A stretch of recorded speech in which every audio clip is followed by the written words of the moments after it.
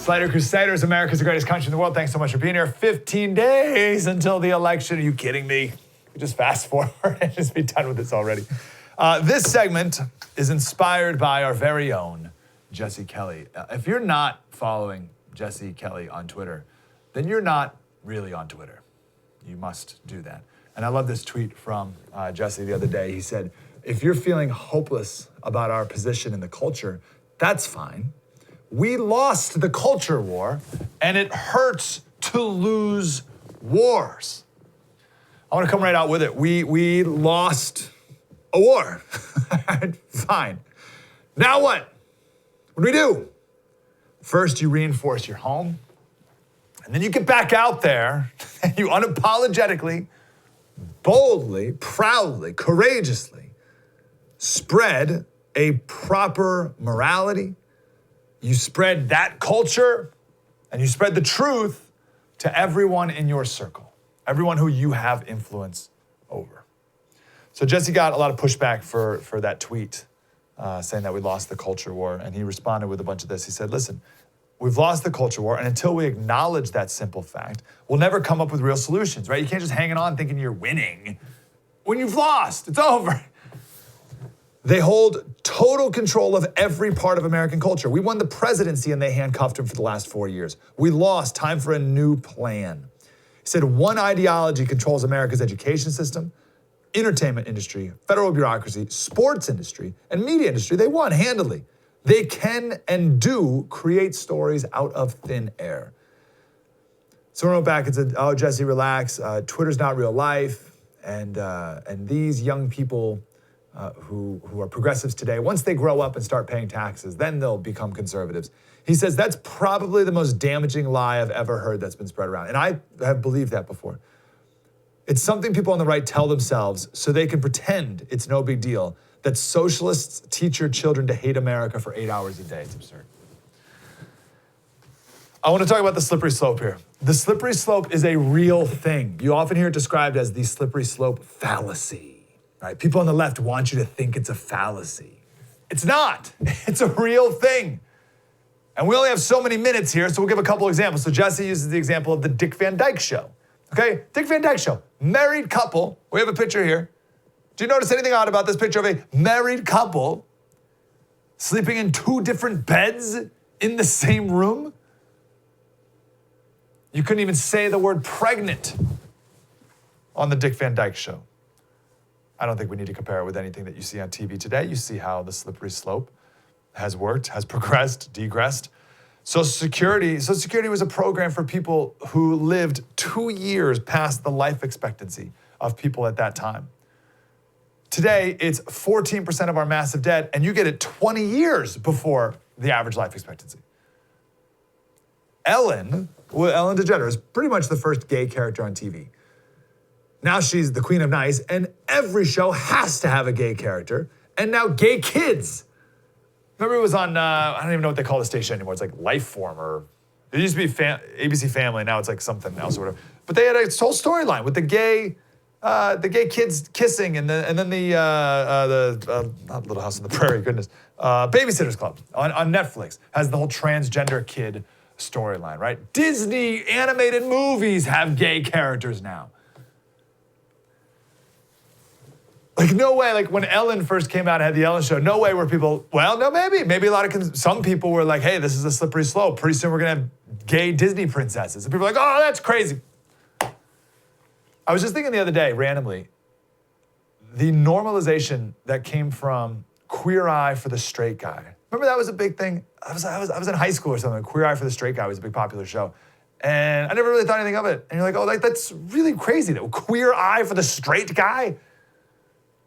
And we're just on the path, on the slippery slope, and now it's transgenderism, and on the end of that slope is pedophilia. And we were told that all of this would never happen. Government started running our schools, take down the 10 Commandments, and now football coaches are fired for praying before a game. We started off teaching abstinence only, and now it's openly promoting sex to younger and younger and younger people, and now even transgenderism to kindergarten. Amazing. You get the idea. We could do this all day. It never ends. The slippery slope's a real thing. Don't be convinced by the left that it's not real, that it's a fallacy. Of course it's real. everything degrades. Everything breaks down over time. It's the second law of thermodynamics. Everything in nature breaks down unless acted upon by an outside force. That's the important part. Everything breaks down over time unless acted upon by an outside force. Think of your house, right? I saw a picture the other day of, I wish I had this on hand. It was Castro. And it was Castro in a car driving down a parade, and he's waving. And behind him was this beautiful building in Cuba. And here it is today. The building's completely dilapidated. I'm sure it's not abandoned, but there's still people living in it, but it's completely falling down. Right? There's socialism in a nutshell. But that's what happens in nature. Things degrade, things get worse. Your house, if you abandon it, it's going to eventually break down, right? So we all have to actively work on cleaning your house and fixing your house, and things break, you got to fix it, build it back, blah, blah, blah, right? To keep it from breaking down. That's the outside force. And it's the same with our culture. It's the same with our culture. It will degrade. It does. It is. It has degraded over time. It needs an active outside force to keep it pure, to keep it operating. That was the church. It's always been the church, but it's not anymore. The evangelical church, and this is for another day, but the evangelical church is just as, or maybe I'll give you a couple of years behind, but on the same path of rottenness as our culture is. It's just as eroded from the inside like everything else in our culture. Because churches think that the gospel isn't enough. Churches think that they need the tools of the world. They think they need to appeal to the world and market themselves to the world to attract more people into the pews. The church has become the world to their own demise, but that's for another day. Charles Spurgeon, one of the great pastors, greatest pastors ever, 1860s or so, a little late, 1880s maybe. He said, some of you dare not do a thing that you know to be right because somebody might make a remark about it. Some of you dare not do a thing that you know to be right because somebody might make a remark about it. And what are you then but slaves? James was a bit more blunt, James 4:17. He wrote, if anyone then knows the good they ought to do and doesn't do it, it is sin for them. If anyone knows the good they ought to do but doesn't do it, it's sin for them. And that's where we are in our culture right now. And so many people, don't want to say the right thing, don't want to. And look where we are. Now, when Jesse wrote about this a while back, he wrote an article about Alex Jones, like 2 years ago, when Alex Jones got kicked off of social media, and no one came to his defense because he's crazy and he's way out there and he's a kook and all that stuff. And no one came to his defense. But the left, they hate Alex Jones because of his Sandy Hook conspiracy theories and all that stuff, right? But those people, those same people, also hate you. They hate your views on everything else. They think Alex Jones and you are the same, right? They don't put it, like if you're on the spectrum, they don't put Alex Jones way, way over there, and then you're like over here, and they're over here. No. Alex Jones and us are the same to them. They see no difference between Alex Jones and his Sandy Hook conspiracy theories and your views on abortion, or your views on immigration, or your views on homosexuality, or whatever. To them, we're the same. And they silence him, they kick him off social media and everything else. You don't think you're next? Of course you're next. We're the same to them. Does that make sense? So we got to fight against this. We got to fight back. This is Gad Saad on our show. It would have been last Thursday, I believe. What I suggest that people do is they stop being cognitive misers, which is a fancy way of saying intellectually lazy, and instead do the homework to be able to honey badger defend your positions. The reason why I use honey badger, because the honey badger is an incredibly fierce animal. You can have 6 lions attack it, and they will run away. It's the size of a small dog. Well, I argue that we should activate our inner honey badger, which basically means what? If you have principles that are truly well articulated and well reasoned, then you should be just as fierce as the honey badger. Don't be cowed into silence. Don't run away. Don't subcontract your voice on a few courageous people who are willing to take the hits for you. Everybody has a stake. Speak out. That's so good. By the way, You got to go back and watch the whole interview with Gad Saad. He was awesome. And you can download the First app on your smartphone. It's great. All the shows are right there for everyone. And then on YouTube, and you can watch it all on demand whenever you'd like. But anyway, I love that. Be the honey badger on what you know to be true. And you have permission to do that because the left is all the time. And conservatives, we rest on our laurels, right? We do these things like, oh, you know, they're just kids. These progressives, they're just kids. They'll wise up. They'll wise up when they get older.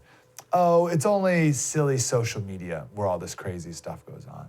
Oh, you know, maybe they have a point, you know, and I'm not, you know, who am I to really say? Or, I don't want to be a bigot.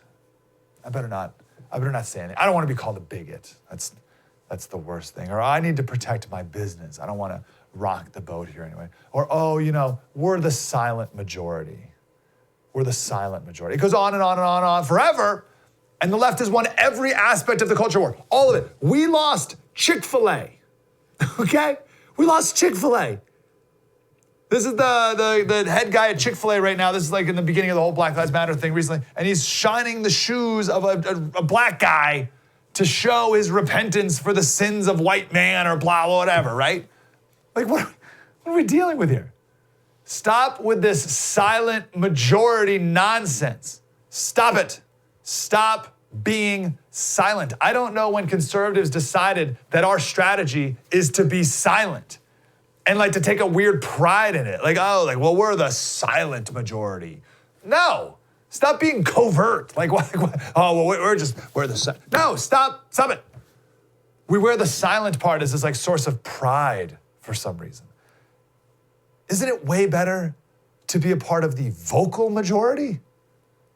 The proud majority, the obvious majority? And then this minority wouldn't be in charge of everything anymore. There's no shame.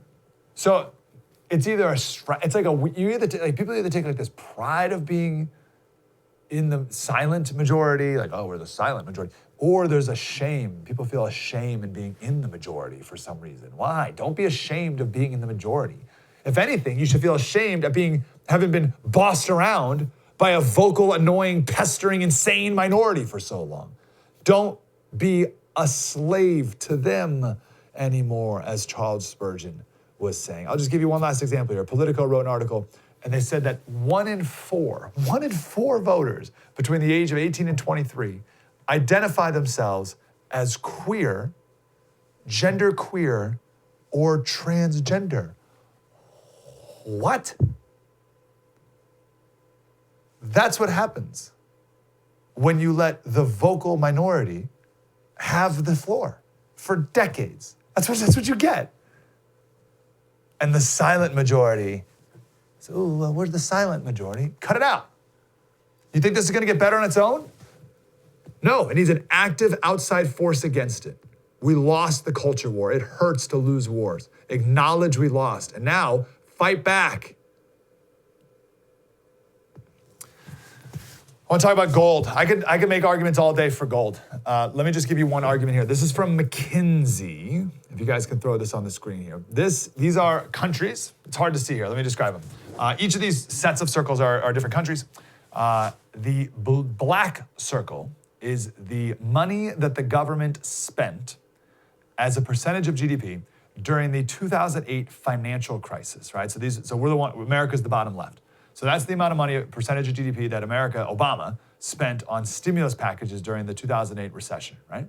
The blue circles are how much money these governments have spent on COVID relief. Do you remember the outrage that we all had, the country had, when Obama spent that black circle?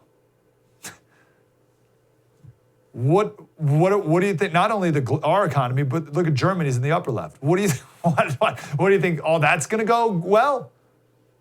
Do you think this is going to end well with all that money that these governments have spent? That is the blue circle. Now the COVID? No way. Buy gold. They can't print more. There's only so much. Own some yourself. Gold prices are only going up, and everything's gonna hit the fan in 15 days anyway. So you get some in your hands today. Patriot Gold Groups. Patriot Gold Group, these are my guys. No commission and fees when you sell too, which is awesome. It's America's highest rated precious investment firm by Consumer Affairs. There's a bunch of places you can buy gold, I guess, but I'm not gonna mess around. I'm gonna go right to the best. Patriot Gold, they are the best. 1-800-798-4260. Get that gold in your hands. You can also ask about a no fees for life IRA. 1-800-798-4260 or Patriot Gold Group.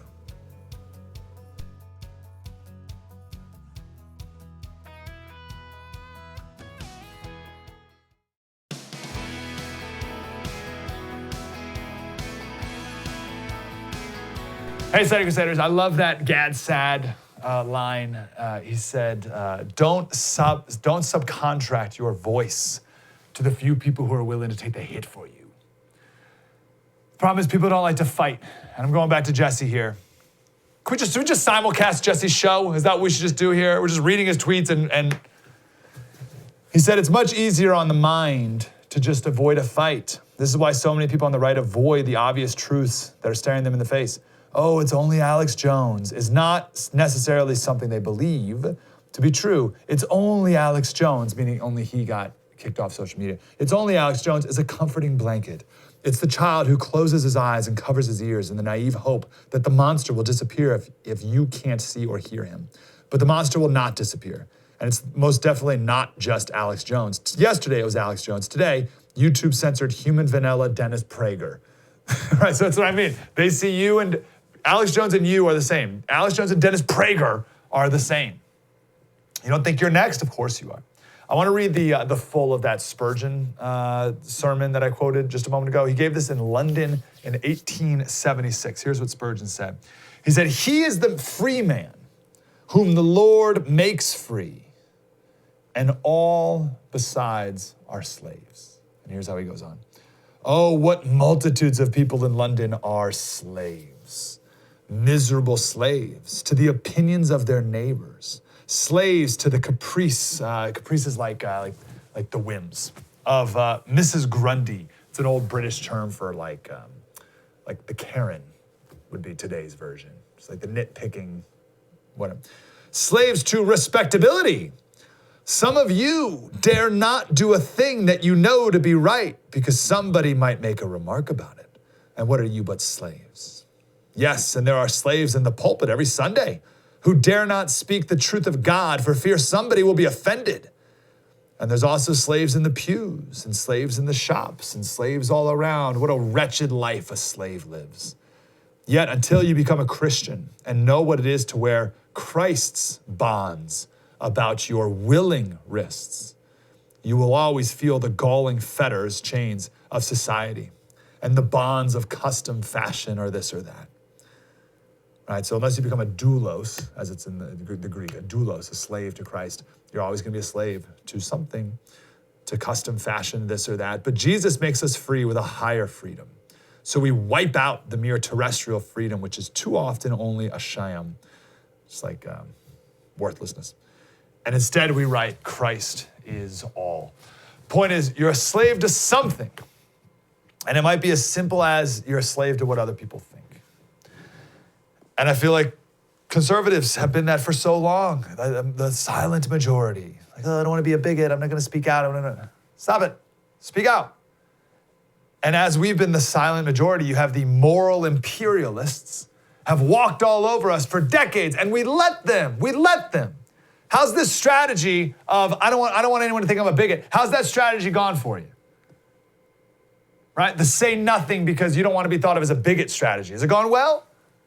Or have they walked over you and still called you a bigot?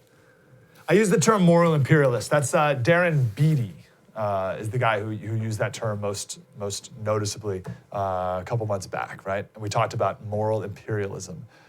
And I'll just say this again, there's not a single aspect of American pop culture that is not wholly owned and controlled by the left.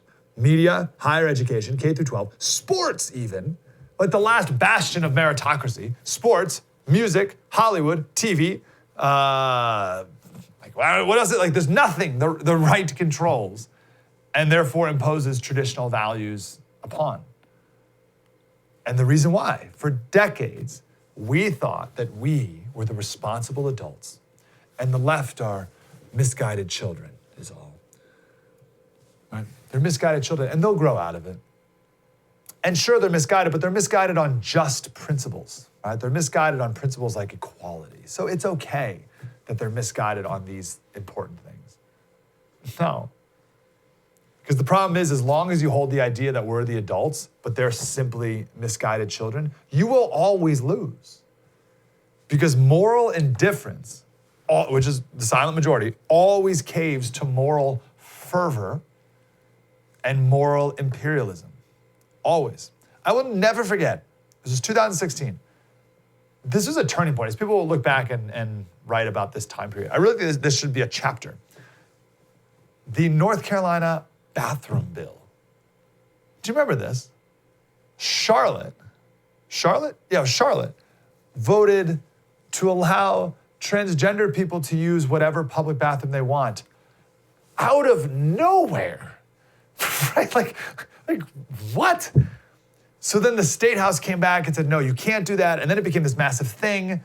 And remember the NCAA boycotted North Carolina for all their March Madness games because, again, this like thing that no one knew was ever even a thing that suddenly became a thing. The NCAA was taking a strong stance on like men going into women's bathrooms all of a sudden. This is the weirdest thing. And I distinctly remember thinking, hold on. What? By the way, the NCAA lifted their ban 6 months later because the whole thing was so stupid. But the point is, do you see how fervent the moral imperialists are? They won't stop. They'll never stop. They've won every other battle. That's what the whole transgender thing is. They won everything. They got it all. They got it. By the way, and we can look at the timeline of this, the transgender bathroom thing, it came right after gay marriage was legalized everywhere. It came right after that. So you had all the gay lobby people sitting around being like, well, what do we do now? They'll never stop. You think you're the adult in the room, and they're the misguided children. So you and I, we backed off for so long, and they fundamentally have changed America with real world implications. So to bring it to the relevancy of what's happening in 15 days, Trump is a stopgap, or that's more accurate, people view him as the stopgap to the craziness of the politically correct path that we've been on for so long. I think Trump is the American people saying, I don't like where we're headed. I don't like where we're headed. I mean, an example of that would be the Hunter Biden story. The Hunter Biden story itself, I don't think would move the needle. It's too hard to explain, right? Like Burisma, Ukraine, like what, right? But, so that wouldn't do anything. Tech censorship, that's the story. Tech censorship, technology, big tech, big social media, censorship. That's the story. That's what people understand. People feel that. That's the man against me. That's the establishment against me. That's the swamp against me. That's the New World Order against me. That's globalism against me. That's the powerful against me. That's all those things against me and Trump. That's what Trump's always been. And I think still is today. And the Hunter Biden story just plays into that perfectly. And it's true, by the way. This is Andy Stone. Andy Stone is the communications guy at Facebook. That's his bio. Look at his bio. So it's Facebook, and then it says Boxer, the Democratic Committee. Like he's openly flaunting his past Democratic affiliations. Like that's not even hiding it. This is Twitter's head of site integrity. Look at these gems of tweets that this guy sent recently. And you just flow through those guys. The CEO of Twitter gave $10 million to the anti-racist organization, right? These people are as far left and as antithetical to your values as possible. Trump can't stop this, right? I mean, Gad Saad, again, we played the clip a second ago, he said you got to be a honey badger in defense of the truth. You got to be ruthless in defense of the truth. Trump's not enough. Trump can't stop it. He can't change our culture. He's one person. He's a stopgap, but he's not going to fix the problem. It requires a massive cultural shift.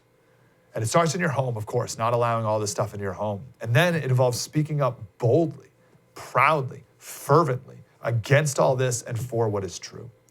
It's one thing to do the silent in the voting booth, right? And I'm the silent majority. Stop with that, right? Do what you got to do in the voting booth, and then be that person outside of the voting booth.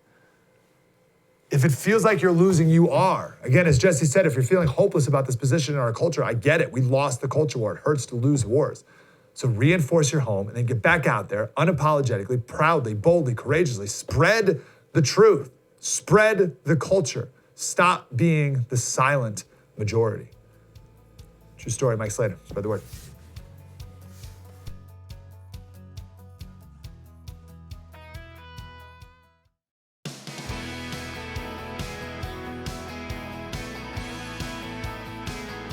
Hey, Slater Crusaders. So we have the final debate coming up on Thursday, hosted by Kristen Welker. Like that seems like way out of her. Like, seems like a total lightweight for that job, but I'm sure it'll go great. We still got to debrief Trump's town hall from Thursday, and they're going to be the same in one particular way. So Savannah Guthrie, like very similar to Kristen Welker. Here's my problem with Savannah Guthrie. It was her. Well, first of all, it was her designed approach to be adversarial. But it's not only that, which is fine, right? It's her lack of curiosity. And you can be adversarial and curious. It's the lack of curiosity that makes you a hack. Here's an example. That was a retweet. That was an opinion of somebody, and that was a retweet. I'll put it out there. People can decide for themselves. I don't take a position. You're not like someone's crazy uncle who can just retweet whatever. That was a retweet. So did you hear this? Like, I don't get that. She did that 3 times. Just via the transcript, she said that 3 times in the opening line of questions, which was 25 minutes of her before they got to the town in the town hall. It was 25 minutes of her going at it. But 3 times she said, I don't get it. I don't get that. She's not a curious person. It reminded me of the great Jordan Peterson interview. It was one of the greatest interviews of all time with that British news anchor who kept saying, so what you're saying is, and then would wildly misinterpret whatever Jordan Peterson just said. And it was one of the greatest interviews ever to watch because it was so obvious that she was never listening. And she was only going to accept the worst possible interpretations of whatever Jordan Peterson said. And Jordan Peterson's very careful with his words. Donald Trump, not so much. But the point is for either of those people, there was no real desire to get to the truth. There was no real desire to understand. Instead, it was just this exasperated, I don't get that.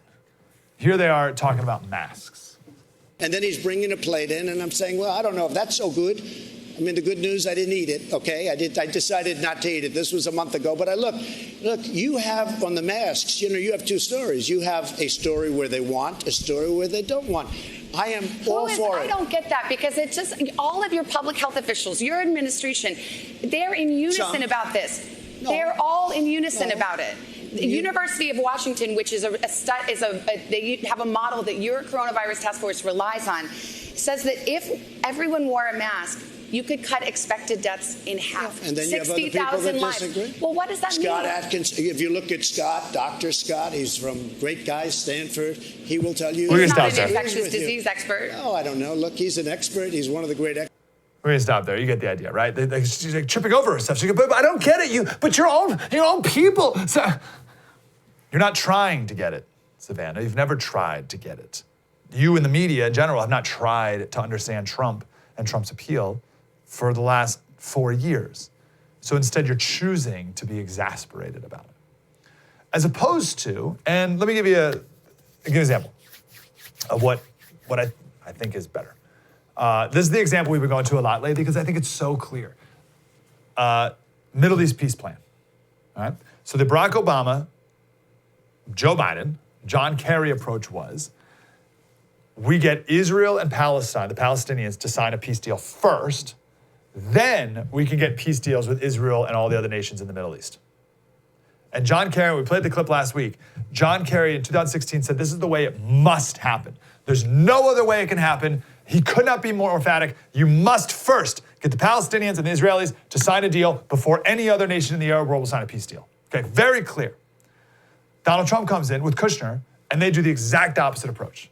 First, they get deals with Israel and then Bahrain and UAE and other Arab nations. And the goal is to get all these Arab nations to go to the Palestinians and say, knock it off. And actually, Joe Biden in his town hall on Thursday gave the president some credit for this approach. But here's the thing. I don't look at the Obama, Biden, John Kerry approach and say, I don't get it. I mean, how could you, I don't get it. I'm like, I get it. I get what they were doing. They're wrong, but I get it. It's really important to understand the opposition. You got to understand the opposition. You got to understand their motivations. You got to understand where they're coming from and why they think that's the way to do it. You cannot articulately defend your position until you know the other side's position fully, deeply, even deeper than they do. And I forget I'm bringing up Peterson again. I think it was Peterson who said, when you're having a discussion with someone, an argument, a political argument, or whatever, it was Brett Weinstein. He said, you should be able to re-articulate their position better than they can and re-articulate it verbally so that they say, wow, yeah, I wish I put it that way. Then you make your argument. I was gonna say it's debating 101, but it's not. It's being a decent person 101, right? To understand what other people are saying. To be pro-life, you have to fully understand the pro-abortion argument. To be for lower taxes, you need to understand why people think that raising taxes helps the economy. To be a true free market Austrian economist, you have to understand Keynesian economics. Milton Friedman made that point. And even on the big cultural issues, right? Postmodernism, feminism, transgenderism, all that stuff, right? This is why I was so grateful that Gad Saad the other day, he told us, I said, why do these crazy things have such appeal? And he said, oh, well, they start with a kernel of truth and they're for a noble cause. I mean, that's brilliant. So once you can identify the kernel of truth that's in the crazy argument, and then you can identify the noble cause, you can speak to both of those. And then apply the actual truth, right? Or you could take the Savannah Guthrie approach, which is just throw your arms in the air and say, I don't get it. You're not someone's crazy uncle. What are you doing? A good interviewer would be asking questions, probing questions, trying to fully understand. Acts 17 talks about the Berean Jews, right? The Bible says they were of more noble character than those in, I forget the other town they said, but they were of the most noble character, for they received Thessalonica or Thessalonica, or whatever. But because they accepted the message with great eagerness and examined the scriptures every day to see if what Paul said was true. So the point is, the Bereans, they were curious, and then they did their own research and they confirmed that what they heard was true. Trust but verify. The media's approach is to hate and be exasperated, right? And the white supremacy question, we don't have time to play it here because I want to get to the professor. But the white supremacy question, again, he's been asked 1 million times. And he says, yes, I denounce white supremacy. And she says, 2 days later, he's like, no, I just did now. It's never good enough. He said it again, I denounce white supremacy. What's your next question? And she goes, well, it feels like you're hesitant, right? He goes, I denounce white supremacy. She goes, okay. But what about QAnon? QAnon?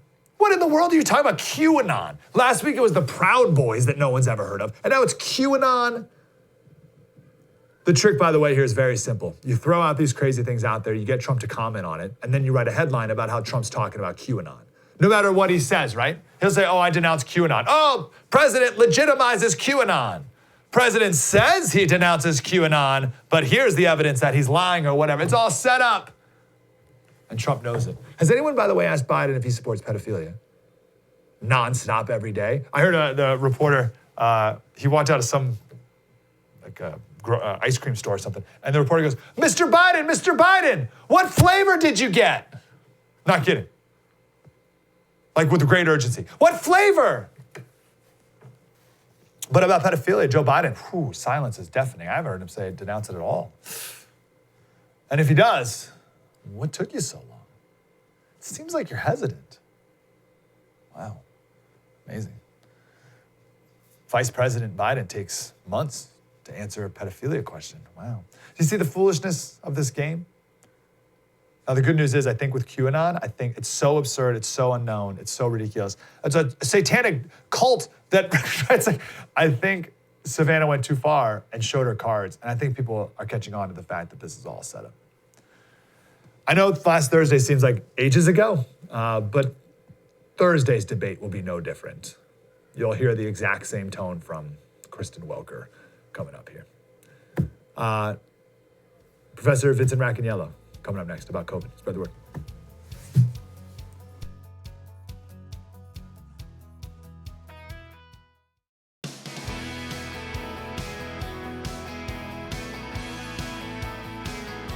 Hey, Slater Crusaders. Every week, such an honor to talk to Professor Vincent Raccaniello. He's the professor of virology at Columbia University, and you have to watch his podcast. It's called This Week in Virology, and it's on microbe.tv. How many years have you been doing that podcast again, Professor? I've been doing it for 12 years. Can you imagine? That's awesome. Yeah, please go watch it, everyone. Let's start, Professor. Let's get these quick things out of the way, and then I want to get to the Great Barrington Declaration. But I've heard some stuff about vitamin D and something about Finland and vitamin D and et cetera. But what do we know about vitamin D with COVID? So vitamin D, we can usually make if we're out in the sun, right? So if you get plenty of sun, we can make enough vitamin D. But during this outbreak, a lot of people have been inside. So it's been recommended that they take supplements of vitamin D, which is perfectly fine to do. In fact, I started taking it a while ago. I heard a doctor say, if you're inside most of the day, you should take vitamin D. Very good. Now, we also know there have been a couple of studies which suggest that people with vitamin D who are not deficient in vitamin D, who have the right levels, seem to do better with COVID-19. It doesn't prevent infection. Right? We have to make sure we don't misrepresent there. But you seem to have a better outcome. So in a number of countries where it's been looked at, there's a correlation between having good vitamin D levels and a good outcome, meaning not serious COVID-19. Now, this is not something that's going to be tested anytime soon. And so many doctors are saying, just take vitamin D. There's no downside, right? As long as you don't take too much. Even Tony Fauci takes vitamin D, right? So a lot of people are doing that now. Again, it's not going to prevent infection, but it may make you have a less serious disease. And you may ask, and I can kind of hear you starting to ask, what does it do? What does vitamin D do? And the answer I love it. is, We've been together long enough. You can anticipate my office hours questions after class. No, it's a good question. It's the right question that you want to know. What is it doing? And we don't know. But vitamin D has many roles in the body. We think one of them is to help the immune system respond properly. But, the right studies have to be done in terms of COVID, and that would have to be done in animals. So in the meanwhile, take vitamin D. Just don't take too much, because remember, it's a fat-soluble vitamin. It's not like vitamin C where you excrete most of what you take every day. Vitamin D is stored in fat, so it can build up if you take too much. Don't take too much more than that. We don't need to do this today, maybe another day, but I think it's one of the most amazing things that vitamin D is made from the sun. Like, how does your skin turn sunlight into vitamin D? That's wild. It's very cool. Okay, so, but would you say it's it must be, right, to be a pretty strong correlation, correlation. Good. Yeah, between vitamin D exposure. Studies I've looked at, it's a good correlation. Yeah, the vitamin D, higher vitamin D levels are associated with less severe COVID, right? Okay. But that's going to be a problem. Also, it's also going to lead probably to some problems during the wintertime, right? So that's going to be a variable when it comes to this second wave that everyone's talking about, right? At least in places that don't have a lot of sun. As you know, there's some places in the winter to get plenty of sun. Yeah, well, I'm in San Diego, so I don't even know what not sun means exactly. What is this remdesivir report? It says final report here. What does that mean? And so this was an ongoing study. It was a controlled clinical trial where they have a treatment arm. About 500 patients got remdesivir and 500 got placebo. And these are patients coming in the hospital for COVID-19. That means they're already in a later phase. They have trouble breathing. That's what brings you to the hospital. And they ask, how does remdesivir do? and it helps people get discharged, and it prevents death. It's not huge. I mean, the numbers are mild, but it's better than nothing. I think the recovery time for remdesivir treated patients was 10 days compared to 15 days on the placebo, so 5 days. And the mortality was 6.7% with remdesivir and 11.9% with placebo. All right, so it's not stunning, but frankly, it's the only antiviral we have right now, right? And we don't have anything else. So if you're in the hospital, and this is why the president was given remdesivir, it seems to work. If I remember last 2 times ago we talked, you said the main variable for the president probably was that he got it all very early. So is that the big difference here, that these people were already in the hospital before they got it? Yeah, I think that's the difference. This study, people are already hospitalized, and it's going to have less of an effect. The earlier you can give remdesivir, the more effect you will see, the more survival you will see. That's right. Are we at a place yet where people can get it early? Like you say, we've been saying forever, for 8 months, don't go to the hospital until you have trouble breathing. But are we at a place yet where you can go to the hospital early and get it, or no? Well, it's a problem because it has to be given intravenously, right? So you have to go to some kind of healthcare facility. So what you're asking me is, if I have a little sore throat and I go for a COVID test and I'm positive, can I get remdesivir? And in the ideal world, we should be able to give that to you, but I don't believe that you can readily get it. It's probably not enough. Every hospital gets an aliquot of remdesivir, and so they're limited supplies. So I don't believe we can do that yet. I wish we could do that, even for the more vulnerable population, at least try to get that as quickly as possible. Well, speaking of older population, the Great Barrington Declaration, I know you spoke boldly against it on your podcast. Can we do maybe some pros and cons for a couple minutes? Unless it's all con. I don't know, but give me your thoughts on it first. Well, the idea is, first of all, it's a very short webpage with no supporting information. And, as scientists, that gets to us. So that's one of the reasons we're critical. Now, the overall idea is we have to get our economy back going again. And I'm all for that. I'm all for getting kids to school and people to work. We have to do it safely. And I just saw an article this morning, China is done with the outbreak and they're back to work and their economy is exploding. So you can do this safely. So the Great Barrington approach is say, well, we know that older people are the more susceptible, so let's keep them away and let young people go back to school and have sporting events and so forth. And the problem with that, of course, is you cannot separate old and young people. It just doesn't work. I mean, in a nursing home, that's fine. But I'm an old person and I'm susceptible and I'm not in a nursing home. So there are a lot of people like us out there. If you want to start schools, older people are teaching schools. If you want to start sports, some of the coaches are older. And so they're going to get infected. And we've already seen that these groups are great ways to get infected. So while I agree that it would be nice to be able to get our economy going, I do think we have to be mindful that this is a serious virus that can kill older people, and you can't separate them. That's my main objection. You cannot separate older and younger people in this society. It's just not possible. Old people have jobs and so forth. That's my objection. How am I, a regular person trying to make sense of it all, supposed to? Well, it's twofold. Let's do credentials first, right? So we got professor of medicine at Harvard University, an epidemiologist at Oxford, Stanford University physician and epidemiologist. Those are like the top 3 people. And then you got all the co-signers too, right? Those are the top 3 guys and gal. Like I look at that and you're like, oh, like those are pretty smart folks, and then what do I do with that? Well, you're smart and you understand that old people and young people are mixed in our society, right? You can't put all the old people in a building and say, stay there for 6 months or a year until this is over, because it doesn't work. So I don't think you need to be a professor. You know what I mean? But if I ask Martin Kulldorff, if I say Dr. Martin Kulldorff, you can't separate people, I would like to be able to actually ask them what they're thinking. How you get to separate older from younger people. Would you have them on your podcast? I would be happy to have them on the podcast, sure. I would love to say do to them, listen, what are you thinking? And maybe they'll say, I wasn't thinking. They just asked me to sign it and I didn't read it. I don't know. Yeah. But I think everyone Well, that's the guy who wrote it. And, everyone's smart enough to understand that you cannot separate old and young people in our society the way they want to do it.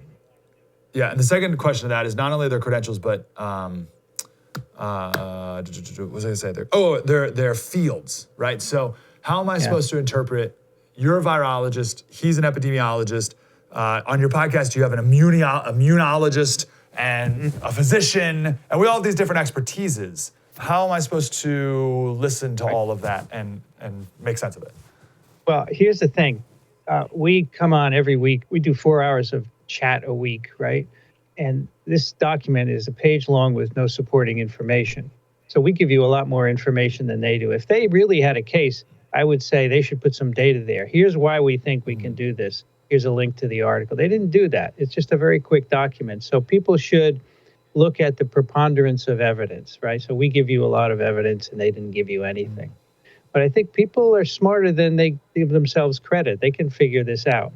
And don't just look at someone's degree or institution and say they must be right. No, I mean, you can say I'm not always right, and that's fine. But I've been doing this for 12 years, like you said up top, and I have a lot of credentials too. So it's who has more information? Yeah, that's right. All right, Professor, we got like 1 minute. Any other final thought on things we need to be paying attention to this week? So as you know, cases are going up, right? As we said last time, because of schools, because of no distancing, masking, et cetera. Cases are going up 40% last week. And that's terrible, of course, and more people will die. But there is one silver lining, which I think we should think about. People have been saying, well, we're not going to have enough cases for these vaccine trials, but now we will. All the vaccine trials that are ongoing now, they're going to have good numbers so that we can tell if they work or not really easily. Before, we were a little worried that we wouldn't have enough cases. That's no longer the case. So it's not a great silver lining, but at least going forward, it'll make the vaccines better. Yeah, no, it's good. I like that. Microbe.tv, and you can watch the podcast with lots of supporting evidence. Indeed. It should be like your new tagline. What's your current tagline? How does it start off? What is it? The podcast about viruses, the kind that make you sick. The kind that make you say that. And the podcast with supporting information and evidence can be your sub-tagline as well. Professor, always good to talk to you, sir. Have a wonderful week. Pleasure. See you next week. We'll do it again. True story, Mike Slater. See you tomorrow. Spread the word.